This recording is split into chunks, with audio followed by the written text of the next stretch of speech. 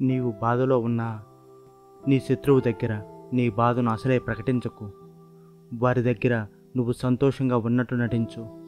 నువ్వు ఎన్నో విజయాలు సాధించినట్లుగా నటించు. అదే వారిలో నీ ఈ సంతోషమే వారిలో బాధ కలిగిస్తుంది, వారిలో బాధను కలిగిస్తుంది. కానీ ఇలా చేస్తూ ఎప్పటికీ నటిస్తూ జీవించుకు. ఒక తెలివి తక్కువ వ్యక్తి తనలో ఉన్న తప్పుల్ని గమనించడు.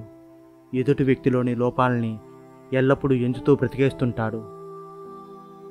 చెడు వ్యక్తుల ముందు నీ రహస్యాలను, నీ స్వభావాన్ని బయటపెట్టుకోవద్దు. అది నీకే హానిని కలిగిస్తుంది. ఈ ప్రపంచంలో రెండు ప్రబలమైన తిరుగులేని శక్తులు.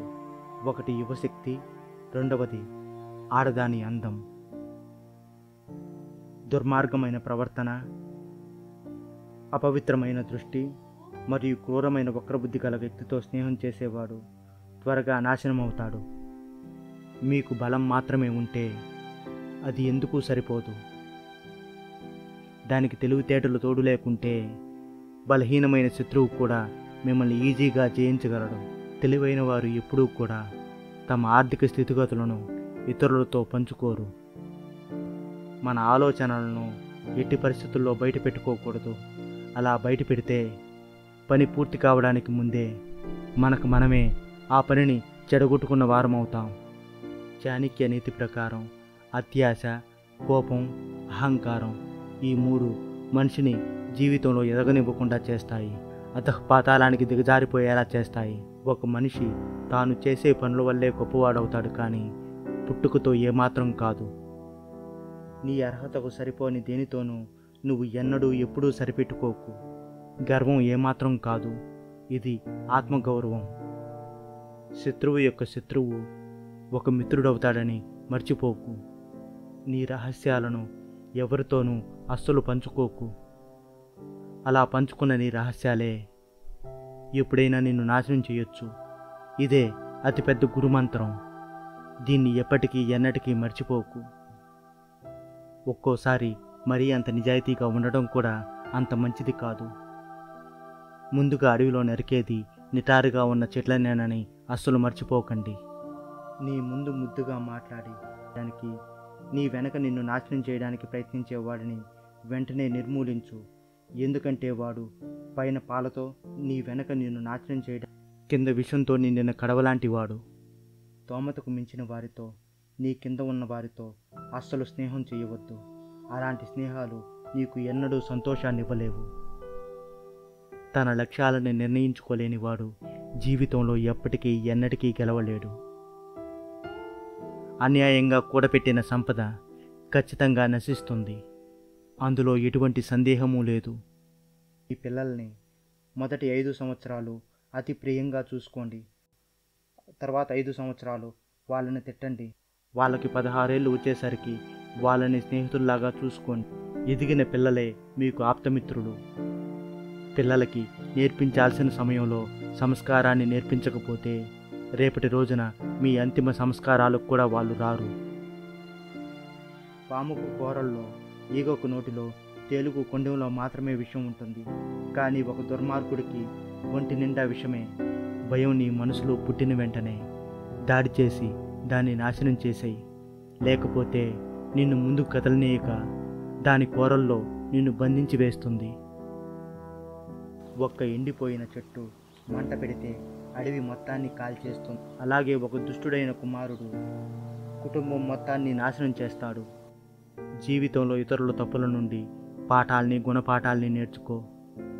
నీ సొంత అనుభవాలతో వాటిని నేర్చుకోవాలంటే నీ జీవితకాలం మొత్తం నీకు సరిపోకపోవచ్చు. నీకు నీ శత్రువు యొక్క బలహీనత తెలిసేంత వరకు అతనితో స్నేహపూర్వకంగా ఉండు. దుష్టులతోనూ ముళ్ళతోనూ వ్యవహరించడానికి కేవలం 2 మార్గాలున్నాయి.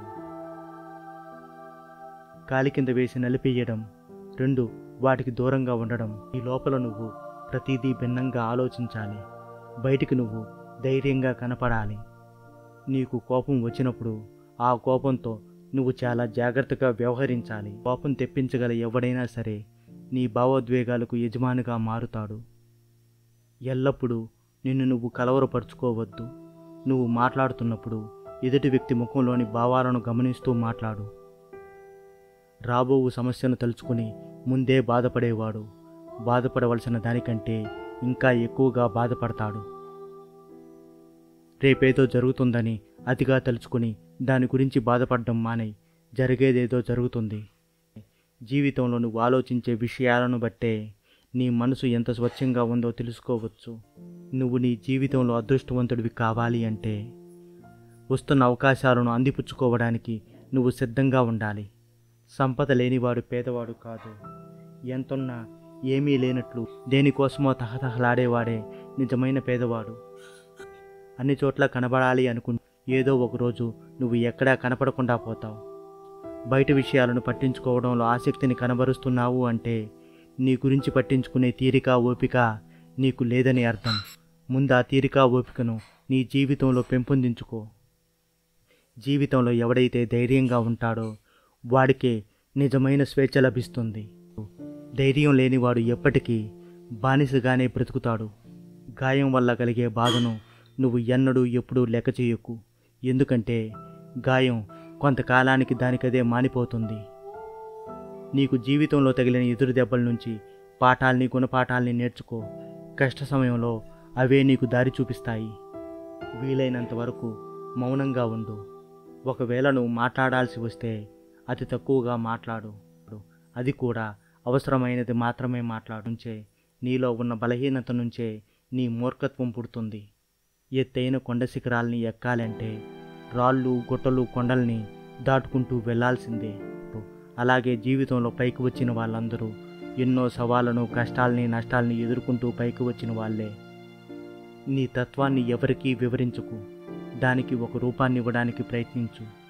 నీకు కష్టం అనిపించిన పనుల్ని పూర్తి చేయడం ఎవరికీ సాధ్యం కాదని ఎప్పుడూ ఎన్నడూ భావించకు. చావును చూచి ఎప్పుడూ ఎన్నడూ భయపడకు. అది ఎప్పుడో ఒక రోజు నిన్ను కౌగిలించుకుంటుంది. అది మాత్రం తథ్యం. కానీ సరిగ్గా బ్రతకడం చేతగాకపోతే ప్రతిరోజు భయపడుతూ చస్తూ బ్రతకాల్సిందే. ఈ విషయాన్ని మాత్రం ఎప్పటికీ ఎన్నటికీ మర్చిపోకు. నువ్వు ఎదగాలి అనుకున్న వ్యక్తులతో కలిసి ఉండటం నీ జీవితంలో గొప్ప మార్పును తీసుకొస్తుంది. నీ వ్యక్తిత్వాన్ని నాశనం చేసేది ఏదైనా సరే నీ జీవితాన్ని ఖచ్చితంగా నాశనం చేస్తుంది.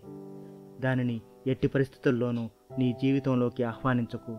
ఈ ఆలోచనలు ఎంత ఉన్నతంగా ఉంటే జీవితంలో నువ్వు అంత ఉన్నత స్థితికి చేరుకుంటావు.